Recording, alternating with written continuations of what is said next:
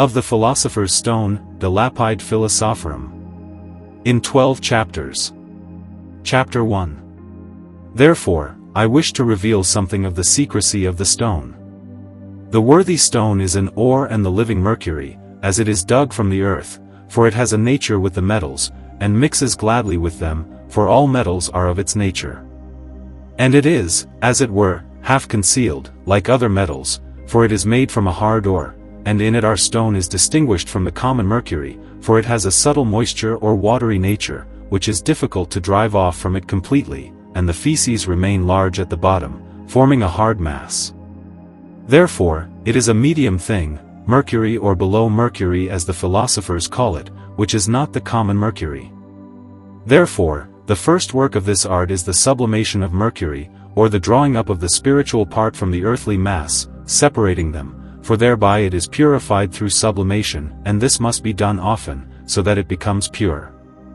For if the matter is not purified through sublimation, its coarseness prevents it from becoming a medicine capable of tinging. Of this Menaldus speaks in the Lapide Philosophorum, the thick and impure does not tinge, but only the subtle of nature which is in it, that is, the spirit, and the same tinges and dies eternally steadfast, and the spirit ceases not from killing, i.e., transforming, in the body until it brings it into its nature. For it makes out of the body a spirit. For our stone, at the beginning, first kills itself, and dissolves and coagulates itself, and also gives birth to itself, in one day or even much earlier. And the philosophers say, it is found in mercury, that is the stone, know this for certain. Therefore, there is nothing more than one thing, which the philosophers call mercurium vivum, and they also call it the spirit. And that is our water, which sublimes, calcines, and purifies our body, and cleanses the impure bodies, and makes them white and red. And yet it is not water, nor of the nature of water, it makes the bodies alive, nature possesses the water. Chapter 2. Thereby one may truly observe that neither in Sol nor in Luna is there any tincture or medicine, nor in any way whatsoever, unless they are dissolved with a metal of nature that is nobler and better than either of them. And the one and same key is that which the philosophers call their mercurium.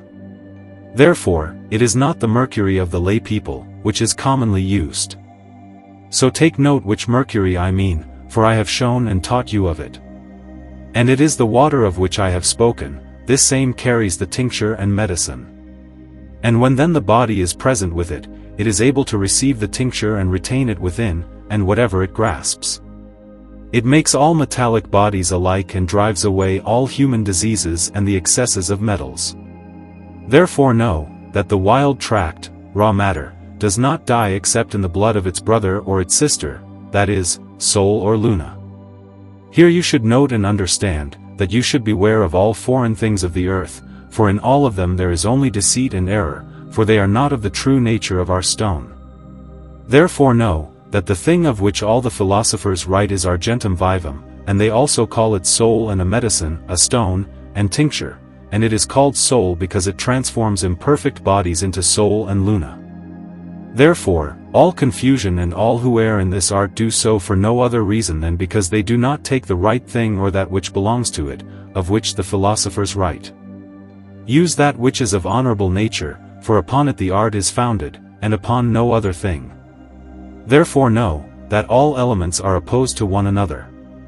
That is why we seek a completion, complexion, balance, that is of one thing and not opposed. Concerning this Hermes says, it is an equal mixture, when the four natures or elements, that is, heat, cold, moisture, and dryness, do not overpower or suppress one another. That is then called an equal body, for it is one nature, for it has from the elements each as much as the other, and from such a balanced mixture is born and comes forth the mercury, of which all the philosophers say, you need not many things, but only one, and in that one thing is the whole mastery. Chapter 3. Now note that the beginning of the work consists of two things, that is, mercury of the philosophers and sulfur. And yet it is not the common mercury, nor their sulfur, neither in nature nor in matter. For in these things the four elements are layered, and the wise rightly recognize them, and from them, through their art and mastery, they make sulfur and mercury, of which they speak and write, for the purpose of tincturing. Therefore, Richardus, the refiner of all false-working laborers, says and writes that all labor done with the common mercury, for the tincture of the philosophers, is rejected and condemned, inasmuch as the philosophers have a stone and know how to draw it over the fire, and bring forth their mercury alive, which is transformed into the true and right tincture. Therefore Socrates says, unless you make the stone white, you cannot make the true red. For the two natures are nothing other than white and red, from the white comes the red and white. And when one makes the man into the woman, and brings the two together, then the woman is coagulated, for they become with one another the liquid part, the spirit, and the fixed part, the body. Thus they divide the stone into two parts, one is spiritual, the other bodily. And one goes upon the other.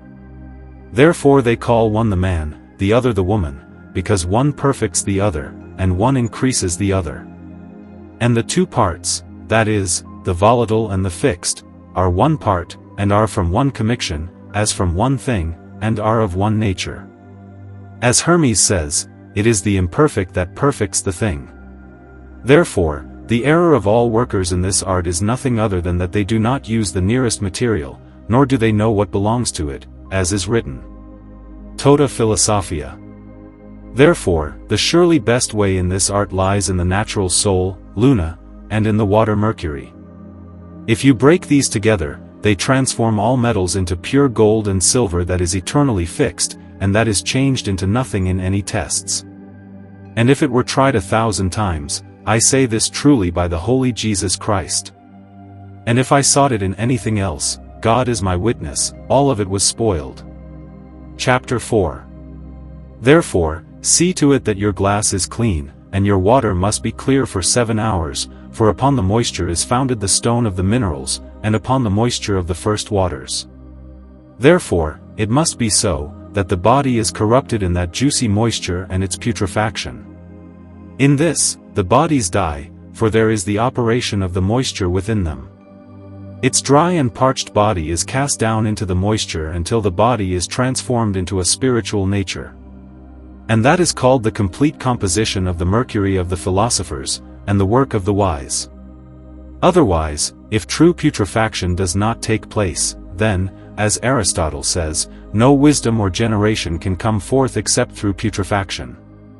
And it must take place in a gentle fire, for the common fire works externally, but the ignis philosophorum is natural and works inwardly, and the fire is sought only in the change of colors. Thus you should understand the transformation of the putrefaction of the masters, for putrefaction is nothing other than the destruction or breaking down of the body, and one's destruction is the generation of the other. For when its form or shape is destroyed and broken, from that moment it takes on another form and shape, and through that same form and shape it grows and comes again to its first perfection. For Christ our Lord said, unless the grain falls into the earth and rots therein and dies, it remains alone. Thus must our bodies be brought into their matter, and that is the one which is called upon, and the highest, which is purified and prepared. She who is, and the stone is fundamentally explained in the chapters of this book, and it has its own name, through which one draws out completely the quinta essentia of the red and white tincture. And when the separation and extraction no longer take place, then nothing good follows afterward, for the mercury never again unites itself with the body. Chapter 5. The philosophers say, let the materia flow in itself, this they call the flowing, the softening. And when they see their matter turn black, they call this the coloring, the blackening, the breaking, the putrefying, the dissolving, the coagulating. All multiplication and purification happen together in one vessel. Of this Pythagoras says, you should know that the blackness does not begin from the body, but only with argentum vivum and through the fire, as the philosophers have said, it is all one work in one fire, and there is no difference in it. For if there is no putrefaction, it is useless. For when the body loses its moisture, it becomes an incomprehensible powder. Of this Hermes speaks, when you see a body that has become black like pitch, then you should know you have worked well, for beneath the black lies the white, hidden from us or covered. Therefore the philosophers say, unless you make the body unlovely, and the unlovely lovely, you have not yet found the way to our work, and in this they have spoken truly. For first, the body becomes water, that is, argentum vivum, and thus it becomes spiritual and unlovely. Thereafter, that same water in the union becomes a body again. And thus the philosophers have meant, in that, nature is transformed, and what you seek, that shall you find, and that is true. For in our mastery, we first make the coarse into subtle, that is, from a body a spirit, and we make the moist into dry. That is, our water into an earth. And thus, we transform nature. For one makes the bodily into the spiritual, and that happens in the first work of our labor, and it is called solutio, solution. But not as the ignorant dissolve the body through corrosives or other means into a running water, but our solutio, the true solution, is the solution of argentum vivum. Chapter 6. And thus it is clear that our stone is made from the four elements, for the soul, the spirit, and the body are our stone, as the philosophers say, made from one thing and out of one thing, and in this they speak truth. For the whole mastery comes from our water, which dissolves all bodies, and calcines them back to earth, transforming them to ashes. Our water purifies and cleanses, makes hot, and mundifies. Moreno says that acid and fire whiten and purify our ladanum, which is the impure body or our first black earth. Acid is argentum vivum, and fire is the ferment which unites acid with the body and the corpus in such a connection that they can no longer be separated by any destruction. This union is our sublimation, not as fools think, who take calcined bodies and mix them with sublimated spirits like mercury or arsenic, and create a strong fire beneath to drive out the lime, claiming these are sublimated bodies, but they deceive themselves. For the bodies become much more impure than before and try to make something higher and greater out of contemptible things, and to transform it into a pure nature with mastery. Therefore, our sublimation is nothing else but to make subtle, and all this is done solely by our water. Thus, you should understand our sublimation is often mentioned, for our water kills and makes alive again, and reveals colors visibly, first in black color. When this happens, the living thing dies, and what was once a water is transformed into earth. This is our first composition, and the earth comes solely from the dryness of the body, and is also called magnesia. Rhazes says, take our lead or our magnesia, or lead, plumbum, or sulfur, and many other names. And this work comes from the dry and the wet, the first composition, upon which the body magnesia is made. Rhazes says, take our lead or our magnesia, the body magnesia is a body that dissolves, so that the spirit can be composed into it. Another philosopher says, I tell you, nature is a man and a woman, and they called it magnesia because a great secret lies within it. Argentum vivum is a spirit which is retained with the body. So the body magnesia is a body that they dissolve so that the spirit may be composed into it. Magnesia is a body and spirit. Therefore, when the philosophers speak of our lead or soul, our magnesia, understand it as our ore, the sulfur is the ore, and the ore is the full perfection of the first composition, and the first composition is the dry one, which is called the body magnesia, and is also the composition of the four bodies of the four elements. These four bodies are called sulfur terrae, says Plato. The sulfur is the soul hidden in the four bodies, and the tinging soul is right, which comes from the four bodies, that is, from the four elements, and from these four bodies of the elements, in our composition of the body magnesia, you must take equal parts, says Socrates. The ore and the lead become a beautiful stone, mix them equally and cook with it aurum, gold. If you take the medicine equally, you will not err, and if you want to perfect your tincture, take this nature equally. The union of the mixture is that the spirit coagulates into the body, and the body dissolves into a spirit, and that it all becomes one thing, that is called magnesia. Alanus speaks of a dispute between the ore and argentum vivum, for they are torn asunder. When the ore takes in the argentum vivum, it coagulates it. Menaldas says, make the bodily unlovely, and the unlovely bodily. Chapter 7. The perfect mixing occurs through cooking, grinding, and washing. A philosopher says, through good regulation, the thick body is made thin, and its impurity is burned and washed away. And its fiery subtlety, which lies hidden in its belly, that is its tincture and anima, is drawn out and hidden in another spirit, says Morienus. You must mix the thick with the fiery veins and putrefy it, and diligently grind it, so that one spirit is hidden in the other spirit. Plato says, spirit separated from the body and hidden in another spirit, then both become volatile. ALCHEMY says, unless you diligently grind them with fire, they will not rise. Hence there is a common proverb, if you can give fire to Mercury, then it is sufficient. The fire that burns the mercury works upon the bodies, making them subtle and separating the coarse from the subtle. Therefore, it is called a fire. Menaldus says, know that argentum vivum is a fire, which burns, mortifies, and breaks the bodies, under proper regulation. Dardarus the philosopher says, argentum vivum is fiery and burns more than fire itself. In the mixture, argentum vivum is called a fiery venom, which is prepared through fire, through the body magnesia, through the corpses of men.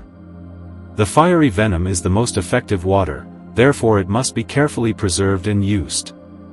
That is called regulation, so that the body may be sublimated into the previously named spirit, and gradually dissolved, so that it may be graspable. And the spirit coagulates in the body like milk, and both become light and graspable like butter. Plato, when the spirit is separated from the body and hidden in another spirit, then both become volatile. Philosophus Mundus, unless you make the things thin so that they rise like a spirit, all is in vain. The art is nothing other than thirst and water. When the bodies are diligently ground, and when they are raised up, they become diligent. Therefore, when the bodies become liquid, ground, and raised up, then from it comes a tincture of our ore. And in our art, this is called argentum vivum. Therefore, now our stone is earth, and our earth is fire, our fire is air, our air is water, our water is spirit, our spirit is soul, the soul is a body, and the body is earth. And in the fire are the two elements, in the water is air, the two elements. These are the four bodies of the elements of which I have spoken. For all the philosophers have said, what is liquid, that is their fire, what is volatile, that is their water, what rises above, that is their air, and what coagulates, that is their stone and earth. Note well, soul is their fire, and mercury is their air, and the solution is their water, and in the coagulation are the earth and the stone. Hermes Trismegistus, the philosopher, says, its power is complete when it is turned into a black earth, that is, from fertility to dryness, and to stability, which transforms all imperfect bodies into perfect soul and luna. And note, when you have the smoke in the body, then you should let the medicine stand in the fire for 15 or 21 days. Because the invisible spirits unite well and remain in the matter, becoming one water and one matter, which is perfected unto the perfect true redness. Also know that in this sublimation the four elements are truly separated, as the philosophers say. For our work in our stone is nothing other than the separation of the elements. For in our stone are two elements visibly, water and earth, and the other two are hidden, air and fire. Therefore, when the philosophers see the matter rise into smoke, they call it the ascent and the sublimation. It must take place with gentle fire, so that the tinging soul may rise into the height of the water, and the coarseness remain below at the bottom. Menaldus, the thick and unclean does not tinge, but the subtle. Emitius the philosopher, upon which a pure spirit rises with a gentle fire, and a thoroughly pure blossom is sublimated. And that which is sublimated is argentum vivum cambri, and that remains as water and gum vinegar, unum, which tinges our ore, and has many other names. And in the sublimation of the work lies the perfection, so that the earthy matter, which was black, becomes white. That is the most noble good and is called the white flying earth, the white sulfur, the magnesia. Then the earthy matter is now prepared to receive its artba, perhaps artifacts or soul. Plato says, place your soul and luna into the white earth, now prepared to receive, and it will bring forth 1,000-fold perfected fruit. Chapter 8. The second work of our art is that our ore, urs, with our water, aqua, is transformed into a tinging venom, or red, produced from the grossest operation, which comes solely from soul. For the governance of our ore is that it becomes a tinging venom, and all the ancients have said, whoever can bring soul into a tinging venom has come to the true truth, and he who cannot, works in vain. Therefore, all philosophers say, our stone is composed of three things, of the body, the originator, Urhabes, that is, the soul wherein the liquid life resides, through the living water, which is called the spirit, and then our ore is tinged and transformed into a tinging venom by means of the permanent water, or by argentum vivum cambri, or aqua sulphuris, or similar. And though there are many names, they are, and it is, nonetheless nothing more than one water composed from our substances, and perfected through its governance, which governance is hidden by the will of God from all the unknowing.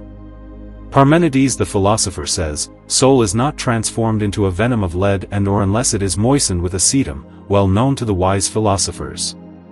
Rosinus the philosopher, when you work with soul in the art, with aqua sulphuris, then you may obtain from it pure soul, and that is perfection. Our ore is tinged by the virtue of fire, for the long cooking of fire renews its tincture. Hermes the philosopher, our son the king, his tincture comes from the fire. From all this it follows, the composition of the tinging elixir is from our ore and our permanent water, which through the governance of fire is brought to such tinging power. And whoever can govern the composition of our permanent water with our ore, he has all he desires. Otherwise, he works in vain, says Coppus. Unless you govern our ore with our water, all is in vain. But if you govern our ore with our aqua, as we have told you, then you shall find it. Hermes says, the dry sulfur and the pure eternal water revive the dead bodies.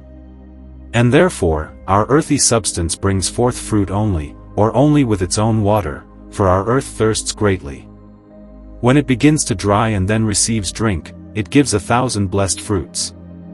Chapter 9. Since the permanent water, which tinges our ore, is not mercury, I will now write for you about its composition and regimen, says Pythagoras. Some who read the books assume that the composition has been artificially created, which is not the case. Therefore, it is necessary for anyone who wishes to work in this art to know the power and composition of the water. Know, then, that this water is of two compositions, which ultimately are to become one thing. Thus says a philosopher, its composition is twofold, one is moist, the other is dry. And when these two things are brought together, they become one and are called the good of many names. And thus, when the philosophers saw the vapor become thick and coarse and turn into water, and again become fresh earth, they called this the descent. And when they saw the new black earth, which was to generate what would become white, they called this the preparation, the justification of the regimen, the illumination, and the washing. And when they saw the earth go into the water and settle, they called it submersion and descent. And when they saw the water decrease and the earth grow and multiply, they called it the raising and the nourishment. And when they saw the water entirely vanish and disappear, they called it coagulation, calcination, and figuration, through which the work is accomplished.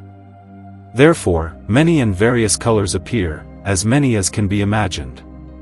For the end and completion of all colors in our stone is the white color, followed by the red color, which occur through the true conjunction of the mentioned body with its ferment. And some philosophers have called that our food, and have given it countless names, so that the art might remain hidden from the unwise. And although the philosophers have given it many names, our stone is still one thing, and one substance made from two things. Chapter 9. Now since the permanent water that tinges our ore is not mercury, I will write for you about its composition and regimen, says Pythagoras. Some who read the book suppose that the composition was artificially made, which it is not.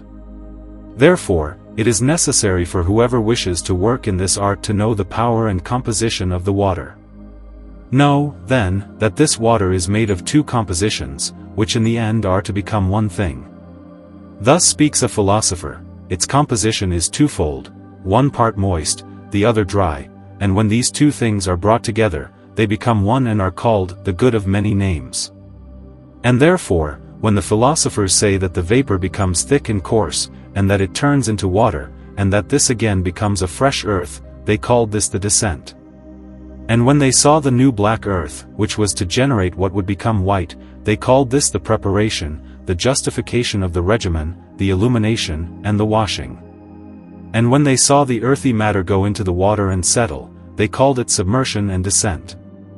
And when they saw the water diminish, and the earth grow and increase, they called it lifting up and nourishment. And when they saw the water entirely vanish and disappear, they called it coagulation, calcination, and figuration, through which the work is accomplished. Therefore, many and various colors appear, as many as can be imagined. For the end and conclusion of all colors in our stone is the white color, and thereafter the red color, which come about in the proper union of the mentioned body with its ferment. And some philosophers have called this our food, and have given it countless names, so that the art may remain hidden from the unwise. And although the philosophers have given it many names, our stone is still one thing, and one substance made from two things. Chapter 10. The beginning of our regimen is that we must divide our permanent water into two equal parts.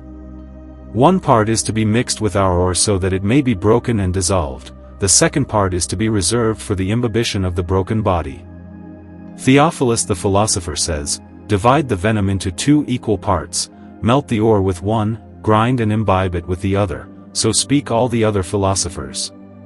And the proportion between our ore and the first water is 1:3. Zeno the philosopher, you must take 1 part of ore and 2 parts of permanent water." Likewise, Theophilus says regarding the second and seventh stages, you must beat the ore into thin laminae and cook it with the measures of 2 and 7. So that you may the more easily mix our ore with our water, you should beat the ore into thin laminae, mix them with the water, and place them in a gentle fire so that they dissolve and become one thing. Aristotle the philosopher, take the body I have shown you, beat it thin, then place it in our permanent water and govern it with gentle fire so that the laminae break and become water. Theophilus and Balchus the philosopher also say, take our iron, beat it into thin laminae, mix it with the venom. Alls the philosopher, thereupon they placed me and my companions in a shining skin and led us into hell. Rosinus the philosopher, when you have matured it, place it in the house of transparency, or of transparent poverty, and in this regimen many colors will appear, first black, then white, then yellow, and finally it will become solar, to the perfect redness, as you shall later hear. Diomedes the philosopher says, cook it until it becomes black, then white, then red, and finally it becomes a unified elixir. Geber the philosopher, unless our work is first made white, we cannot have nor make the red. Arimenes the philosopher, unless you make our ore white, and then red, it is all in vain. Parmenides makes soul into pennies and pennies back into soul. Cyadoras the philosopher, the beginning of the entire work is the white color, after which comes the red, and then it is complete. You must cook the composition over a gentle fire for 40 or 42 days. Aristotle, put it into a small fire so that the tablets break and become water. Mundus the philosopher, mix the portion and cook it for 40 days. Thales the philosopher, soak it in its water for 42 days, and during this cooking, before the white color appears, the black color will be seen, this comes from the nature of Mars, etc. Bonellus, when you see the black color appear on the water, know that the body is liquefying, when you see that it has become entirely black, know that the white color is hidden in the belly of the blackness. You must not wash off or cleanse the blackness with sharp or sweet water, but grind it until it becomes like a polished penny. Polus the philosopher, wash it and remove its black water, the magnesia, with sweet water. When the blackness is gone, the white color will appear. But you must cook it again for 40 days so that it coagulates and becomes like a shining stone. Lucas the philosopher, roast it for 7 days until it becomes like a marble stone. Citus, when you govern and soak it and remove its blackness, it is transformed into a stone that is very white. Thales, soak it for 40 days until there arises from it a white flour, bright and clear. This is called borites. Lucas the philosopher, when it is coagulated, we call it alien. Theophilus, they have called it borites, and you must use a gentle fire until it becomes white and coagulated. Lucas, seal the vessel well, so the flowers do not escape. Socrates, beware that the vinegar is not transformed into vapor. Zeno, seal the vessel and retain what is within. Also, in the previous operation, not all the moisture is coagulated, but 1 or 2 of the 3 parts are separated and retained for the work. Baldus the philosopher, I tell you that the 3rd part of the water is consumed in this cooking, and what remains is the wisdom of the 2nd chamber. Mosius, and if one of the 3 parts is lost, you have found and separated it, when you have coagulated the entire composition and transformed it again into an ashen, properly yellow earth. Pythagoras, break the chalk and the marble stone. Socrates, cook it with a strong fire so that the body breaks. Bartosius, boil it until it coagulates, then grind it so that it takes on the color of soul. Gregorius, our fire must be gentle in the solution, but when it is transferred into the furnace, then make a strong fire. And this breaking should be done with strong fire, not with hands, but through constant boiling. Bonellus, you do not need to grind it with your hands. Chapter 11. And when the stone has thus been transformed into its earth, then you must moisten that earth with the 2 parts of the water that you have kept. But you must not add the entire water all at once, rather, moisten it at least 7 times and boil it, until the greater part of the water has evaporated and the hidden colors begin to appear. Nicarius says, we must imbibe it 7 times, so that it drinks in all its water. Aramenes advises, you must not pour in all the water at once, lest the elixir drown, instead, add it little by little, allowing it to dry between each. Mercury says, boil it and imbibe it 7 times with the remaining water, and then it shall be called the rust or earth, and it will soon drink its water again. Socrates adds, when it is dry, it drinks its moisture very quickly, for it is like burnt lead. The period of this soaking is 50 days. Through these many boilings and imbibitions, many colors of soul, gold, will appear, which have been given many names. And through this imbibition, the ashes are made moist and sweet.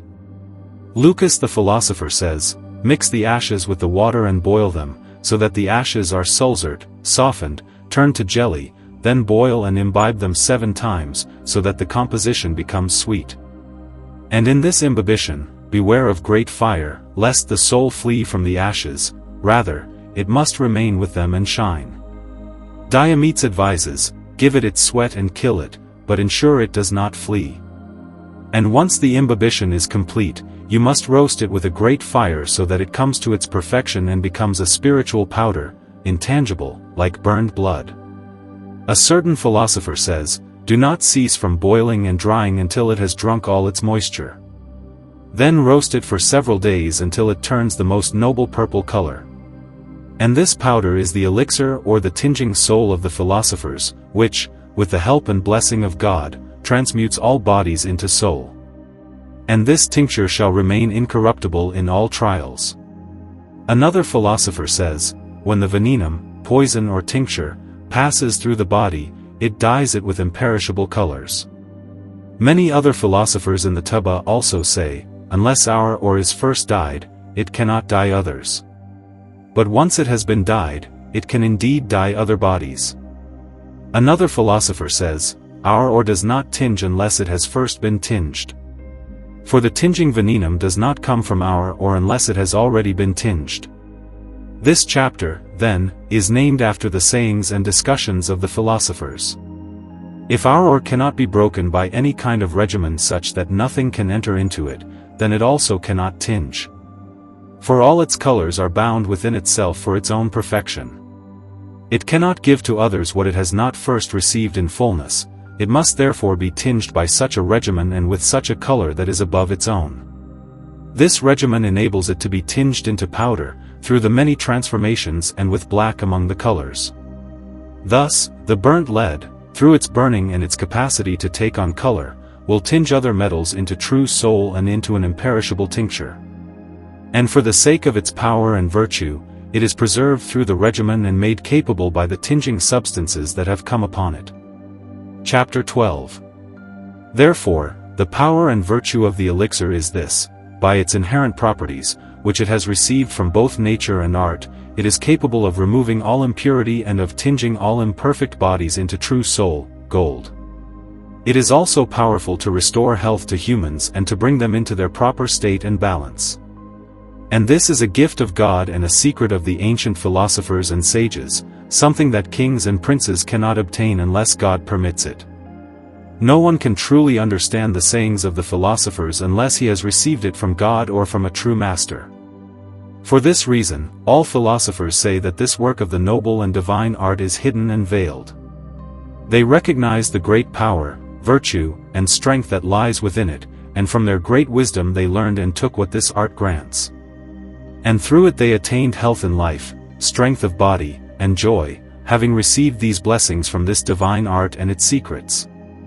Therefore, whoever truly understands this, my first book, is a son of wisdom and should eternally thank God that he has revealed such an inexpressible treasure to him.